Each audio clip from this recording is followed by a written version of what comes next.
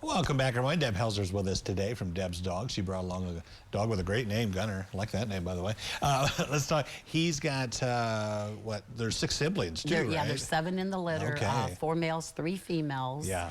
And they're just very sweet dogs, and we're in the process of getting them all fixed. Yeah. Because, you know, I'm 100% on spay and neuter. Right.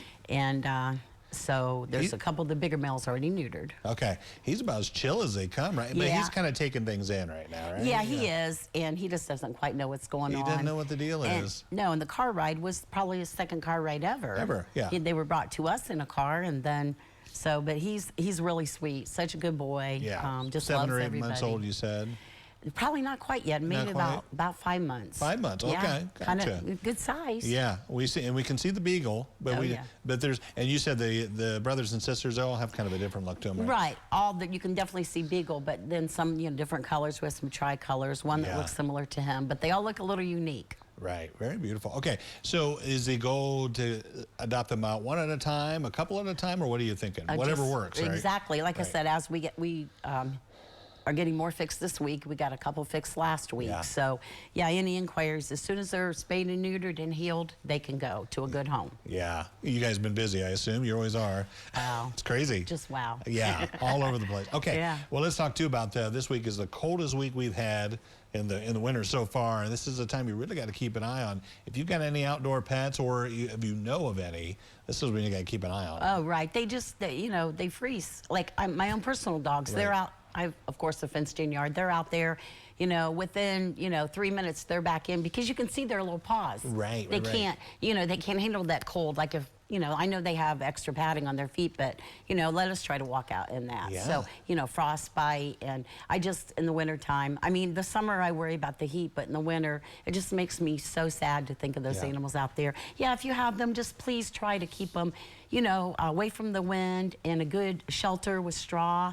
And if you can at least even get them in the garage is better. Yeah. Anything out of these elements. Right. The wind's what gets you too. Oh, As you said, if there's snow on the ground, the cat or dog will get wet, and then that's what really gets them cold. Right. And We've rescued many that had frostbite, and their paws get tore up, and it breaks my heart. I love them all. It really does. You have to be careful too, because I know a neighbor of mine has a couple of dogs, and he put salt out on his driveway, and then that salt was burning the pads on the dogs. Right. That's yeah, kind you got to be careful. And if you do use that salt, make sure you get the pet safe. They do produce a pet safe, so that way if something licks it, it's not going to hurt them. Yeah. You don't want them eating it regardless, but it's not going to be as detrimental to the animal. Yeah. So. You've said this before too, and I know this is true. If your dog or a cat is outside and they're cold, or if you're cold, then they're cold. Right. It's just, a lot of common sense, and like I said, I just worry with the snow and tonight it's going to be frigid. There's no reason an animal should be outdoors tonight.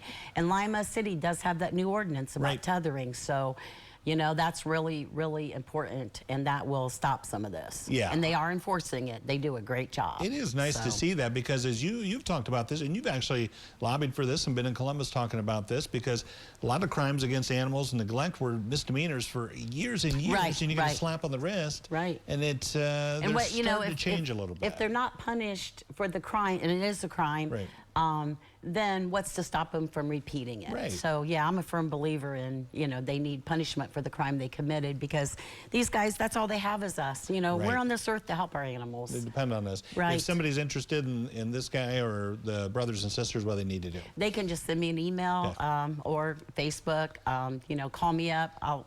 I'll get to them as soon as I can. Right. Lots of calls, so I'm doing the best I can. Yeah. And I want to thank this community for all their support, because we have the heart and soul, but without the supplies and the donations, we couldn't do this. Right.